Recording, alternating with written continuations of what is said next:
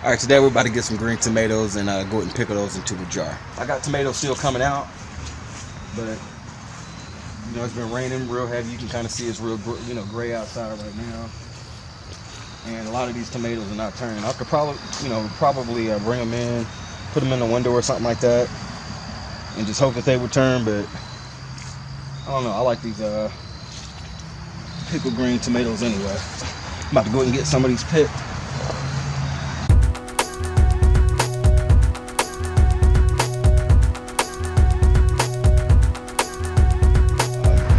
We're kind of like right into getting to the real thick of the fall. Yeah, I'm actually gonna be pulling all these plants when it comes when it's towards like when everything is absolutely a done deal. I'll pull everything and just keep it right in the garden. Just go and let it naturally break down.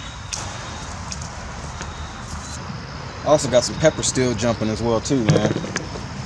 I usually don't get a lot of big bell peppers, but that's usually about as big as it gets, but they are tasty, man. I got a few shishito still popping off here. Let's see what else I got going on. So I got some cow horn peppers right here. And these are, I mean, they're a little hot, not super duper hot. Let's see what else I got going on here. Alright, so if you look back up in here,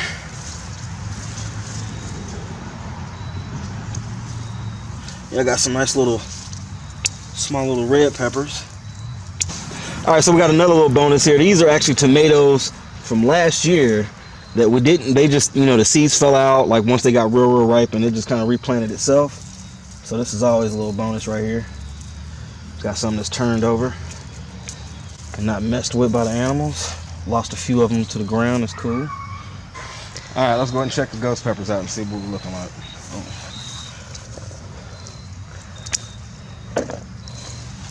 Oh man, look at that.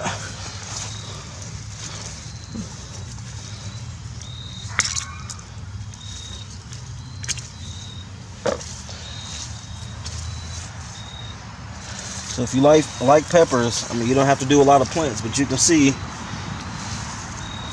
through some of the other videos, you definitely yield a lot of peppers, man. These will pop out a nice little amount every week. You can see it's still looking green and pretty lush, and we're right into October at this point. All right, so that's today's pickings, man. We got some green tomatoes, a few little cherries, all kind of different peppers. So let's get to these green tomatoes.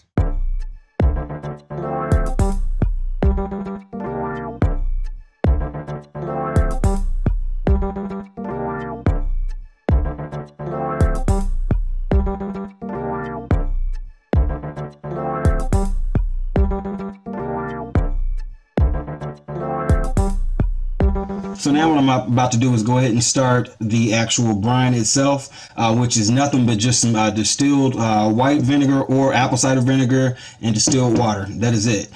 And basically what it is just half and half. So, 1 cup water to 1 cup of vinegar. You can use whatever kind of water you want. Again, I'm just using some distilled water here. So I'm about to do 2, since this measuring cup is 2 cups. I'll fill this up twice to match that. I think I'll go ahead and do 4 cups of vinegar to 4 cups of distilled water. And you know what, just to be safe here, I think I'm going to go ahead and do another, just 1 cup. So another 1 to 1. So I can just go ahead and take this on top here, mix it, boom, good to go.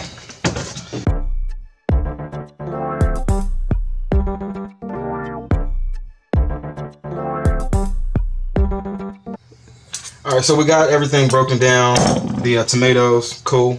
Now what we're about to do is go ahead and get these jars prepped for, just to fill with the tomatoes. So for each jar, I want to go ahead and do a tablespoon of dill seed. I couldn't find my tablespoon measure, so I just have a half a tablespoon, so I'll just do it and do that. Twice for each jar here. And actually, you know what, I think for these smaller jars, I think I'm going to go ahead and just rock with a half a tablespoon. That should be cool. So now at this point, we're just going to stuff these jars. It doesn't matter if you want, if you want everything uniform, with the actual tomato that you cut down, you can do it like that if you want. I'm just, or you can kind of mix it up if you just want different sizes in the jars as well too.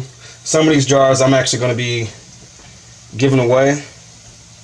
For the ones that I'm about to do, that I'll do for gifts, I'm going to try to make sure I get those as presentable as I can. It's kind of hard getting them into the jar. Alright, so I don't want to stuff it too tight because I want to make sure that I can still, get them out of there and, just have enough room for it to breathe as well too.